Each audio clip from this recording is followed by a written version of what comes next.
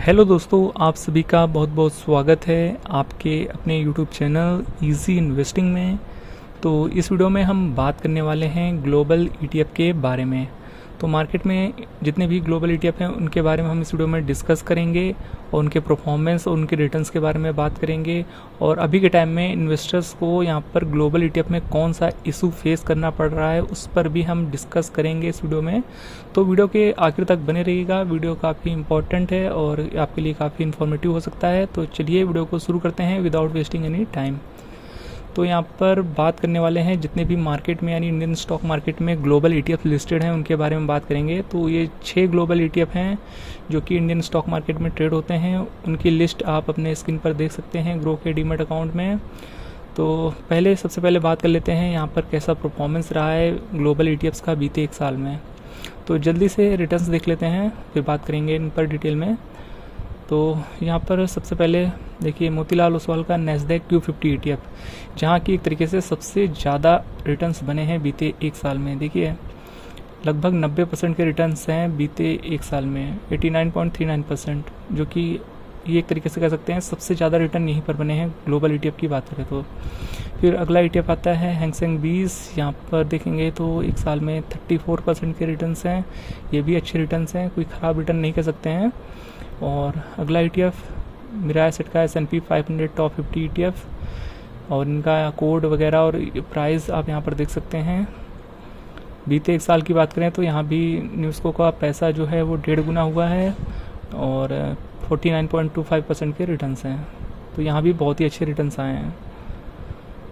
और अगला ETF मफंग ETF जो कि मिराज एसेट का नाइसी फैंग प्लस ETF है, और यहाँ पर बीते एक साल में देखेंगे तो यहाँ भी 44% तक के रिटर्न्स, लगभग 45% तक के रिटर्न्स देखने को मिल रहे हैं। तो यहाँ भी बहुत ही अच्छे रिटर्न्स हैं।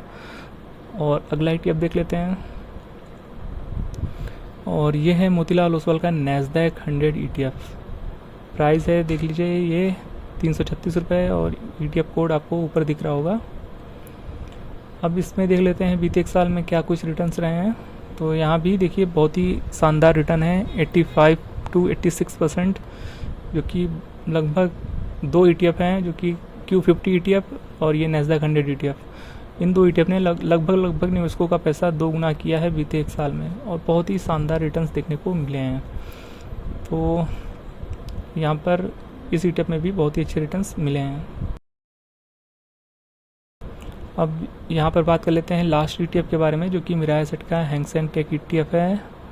यहाँ पर देखेंगे तो बीते एक साल में यहाँ पर रिटर्न्स थोड़े से कम हो जाते हैं।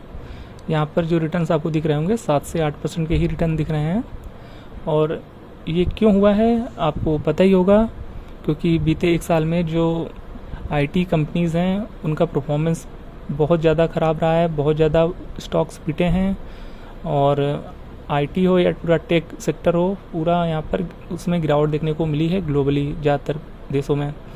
तो वो असर यहाँ पर हैंग सेंग टेक में भी देखने को मिल रहा है, और यही वजह है यहाँ पर उतने अच्छे रिटर्न्स नहीं हैं। अदरवाइज़ मतलब 6 में से 5 ग्लोबल ETF में बहुत ही अच्छे रिटर्न्स आए हैं, बस इस एक ETF में थोड़े से रिटर्न्स कम रहे हैं।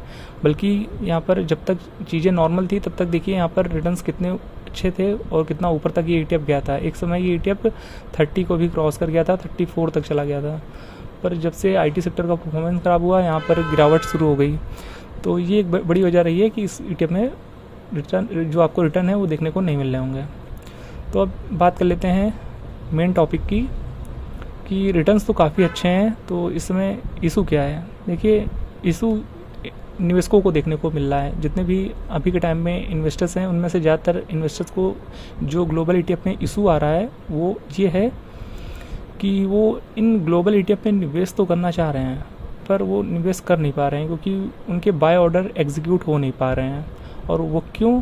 क्योंकि देखिए इनका चार्ट अगर देखेंगे आप, ज़्यादातर जो ग्लोबल ETFs हैं, देखिए हैंग सेंग 20 को छोड़ दें ऊपर वाले को, तो बाकी जितने 5 ETF हैं देखिए इनका आप चार्ट देख सकते हैं, बिल्कुल फ्लैट है, बिल्कुल ग्राफ जो है आप देख सकते हैं इनका चार्ट जो है एकदम फ्लैट है। मतलब कि प्राइस बिल्कुल भी ट्रेड नहीं हो पा रहा है। जिस प्राइस पे ओपन होता है और उसी प्राइस पे मार्केट के एंड तक चलता है और क्लोज हो जाता है प्राइस। और यहाँ पर कोई भी चार्ट में ऊपर नीचे या कोई भी वोलेटिलिटी कुछ भी देखने को नहीं मिलता है इंट्राडे में। जो भी गैप अप या गैप डाउन होता है वो दिन भर सेम रहता है। और यहाँ पर लिक्विडिटी का काफ़ी ज़्यादा इशू देखने को मिल रहा है। मतलब निवेशक बाय तो करना चाहते हैं, बाय ऑर्डर डाल देते हैं, पूरे दिन बाय ऑर्डर वैसे का वैसा ज़्यादातर केसेस में पड़ा रहता है।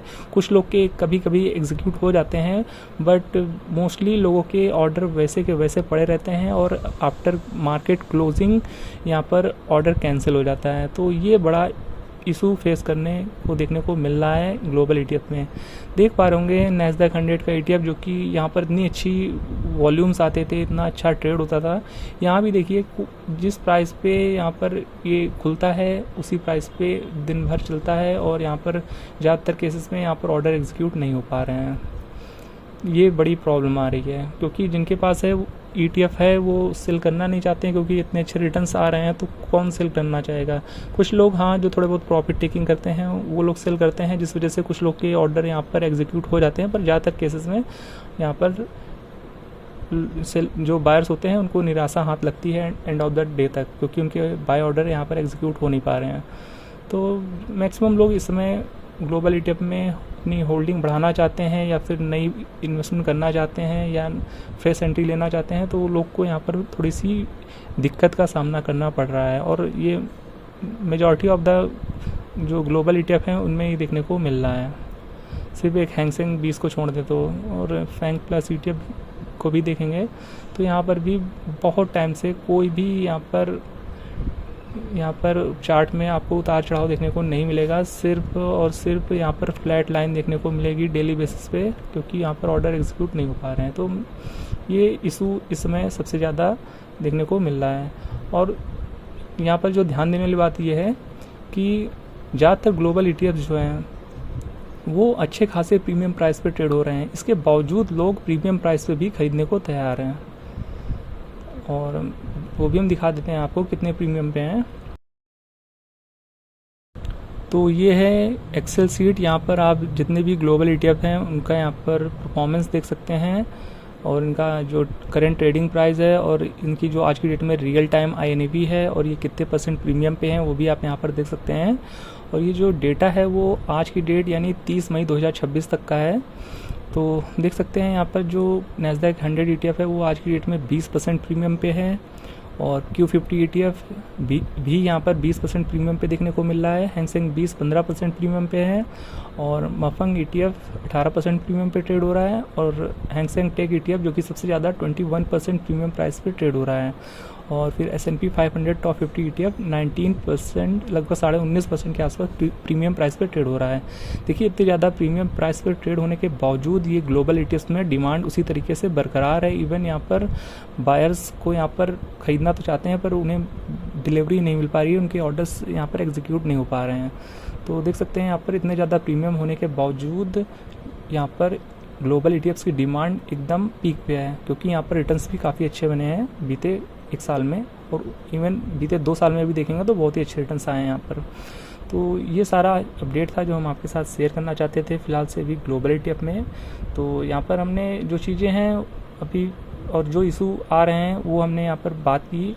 बाकी हमारी तरफ से कोई भी निवेश की सलाह नहीं है इन ग्लोबल ETF में। कोई भी एक्शन परफॉर्म करें किसी भी ग्लोबल ETF में या किसी भी ETF में तो अपने फाइनेंशियल एडवाइजर से पूछने के बाद ही करें, और अपने तरफ से भी अच्छे से रिसर्च और एनालिसिस करने के बाद ही कोई एक्शन परफॉर्म करें। यहाँ पर ये वीडियो सिर्फ एक एजुकेशनल पर्पज़ के लिए है। तो उम्मीद है ये वीडियो आपको इन्फॉर्मेटिव लगा होगा। तो वीडियो इन्फॉर्मेटिव लगा है तो वीडियो को लाइक कर दीजिएगा। चैनल पर पहली बार विजिट कर रहे हैं तो चैनल को सब्सक्राइब भी कर दीजिएगा। मिलते हैं नेक्स्ट वीडियो में किसी और नए अपडेट के साथ। तब तक के लिए गुड बाय।